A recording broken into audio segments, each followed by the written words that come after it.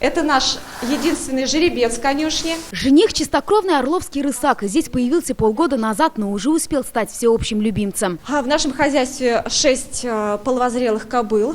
Они все полупородные породы. У них все они полуорловки.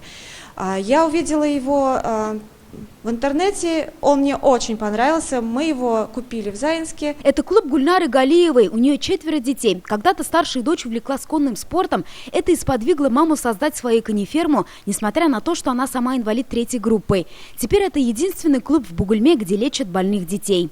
Так как я являюсь сама инвалидом 3-й группы с детства, я прекрасно понимаю и родителей таких ребятишек. Лечим не только тела, и души.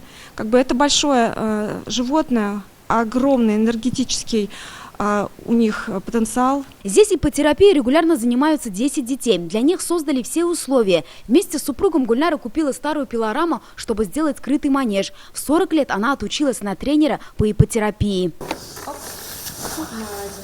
У Риназа Софиуллина была нарушена речь. Иппотерапия помогла, говорит его мама. Мы 3 года сюда ходим, и действительно для нас это очень важно.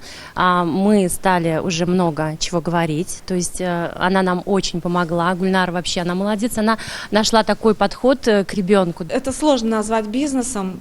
Вообще сама цель была помочь детям, которые нуждаются в иппотерапии. Дети Гульнары пошли по ее стопам. Дочь Камиля уже имеет 1-й разряд по конному спорту. У меня 11 медалей.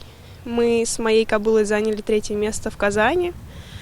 Потом Альметьевск, Елабуга. Сильная духом и телом, говорят про Гульнару Галиеву в Бугульме. Женщина, которая не побоялась круто изменить жизнь. Теперь она мечтает расширить ферму и развивать экотуризм в районе. Филюза Хамидуллина, Эрик Хабибуллин, ТНВ, Бугульминский район.